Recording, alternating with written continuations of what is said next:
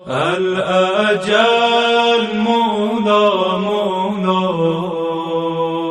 اگر خلاصہ کرنا چاہیں نا شعبان المعظم کے اعمال کا تو 3 اعمال ہیں بنیادی طور پر جس کی بہت تاکید ہے. واجبات کے علاوہ 3 اعمال بار بار کثرت کے ساتھ تاکید ہے: روزہ رکھنا، استغفار کرنا اور صدقہ دینا. رسول اللہ صلی اللہ علیہ وآلہ وسلم فرماتے تھے کہ یہ میرا مہینہ ہے. حضور کم سبحان اللہ.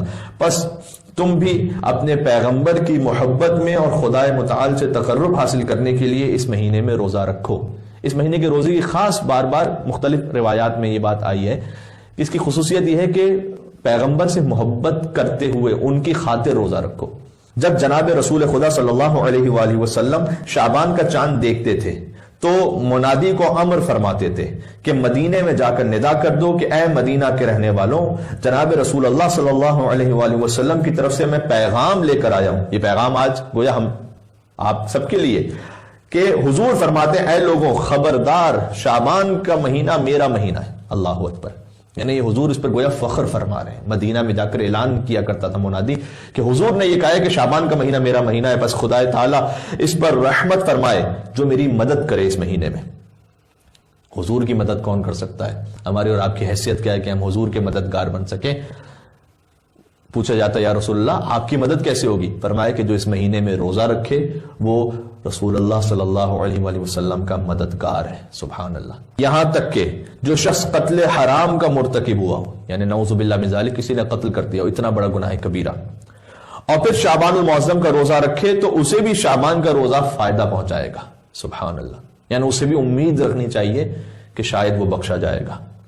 اس مہینے میں سب دعاؤں اور اذکار سے بہتر ہے کہ استغفار کی جائے. استغفر اللہ ربی واتوب الیہ. اور توبہ بھی حقیقی توبہ ہو، واقعی خدا کی طرف پلٹنے کا ارادہ ہو. اور خاص طور پر اگر حقوق الناس میں کوتاہی کی ہے تو استغفار بھی کیجیے اور حقوق الناس کو ادا کیجیے. کسی میراث غصب کر لی ہے، کسی کا کوئی حق غصب کر لیا ہے، قرضہ لے کر ادا نہیں کیا ہے، کسی کو ناراض کیا ہے، قطع رحم کر دیا ہے، استغفار بھی کیجیے، حقوق الناس کو بھی ادا کیجیے. بہت اہم ہے. پھر اس مہینے میں صدقہ دیں. اب روایت سن لیجیے گا، میں ختم کر رہا ہوں یہاں پر بات. اس مہینے میں صدقہ دیں اگرچہ کھجور کے آدھے دانے کی مقدار ہی کیوں نہ ہو. یہ بالکل بیئر منیمم بتایا گیا ہے. ماشاءاللہ جو ہمارے سننے والے تقریباً جہاں تک آواز جا رہی ہوگی مجھے اتنا تو اطمینان ہے کہ سب اس سے زیادہ صاحب حیثیت ہوں گے کہ کھجور کے آدھے دانے کے برابر وہ صدقہ دیں. اس سے بہتر ہی انشاءاللہ وہ دے پائیں گے.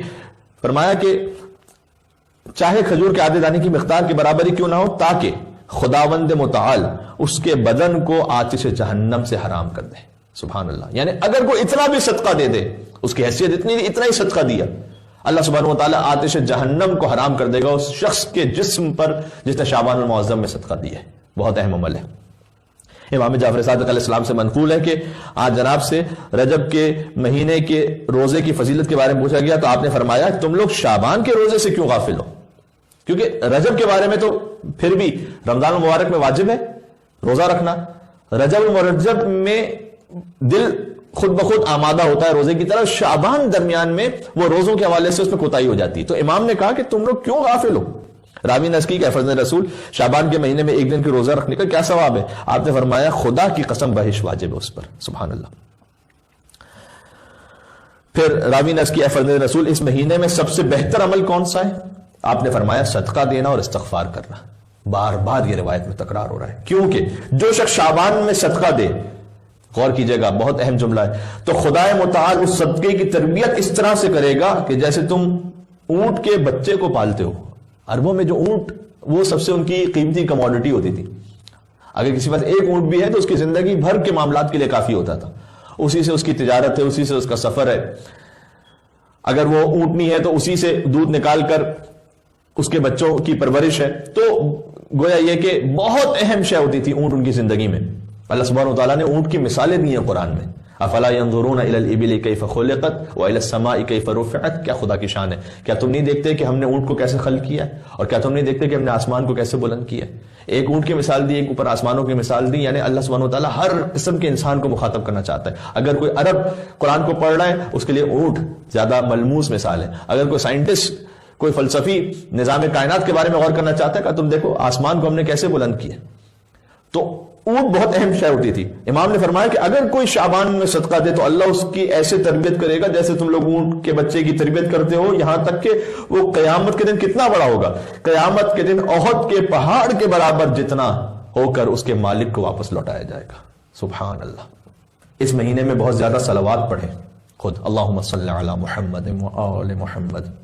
ہر گفتگو میں آپ کے سامنے عرض کرتا ہوں کہ ہم آپ کو یہاں پر مس کر رہے ہوتے ہیں, اس لیے کہ جب خاص طور پر صلوات کی کوئی بات آتی ہے تو مجھے یقین ہے کہ آپ اپنے گھروں میں یقیناً ذکر صلوات پڑھتے ہوں گے, لیکن تو یہاں پر بیٹھ کر جو آپ کی اجتماعی صلوات ہوتی تھی اس کی آوازوں سے ہم اس وقت کم سے کم محروم ہیں.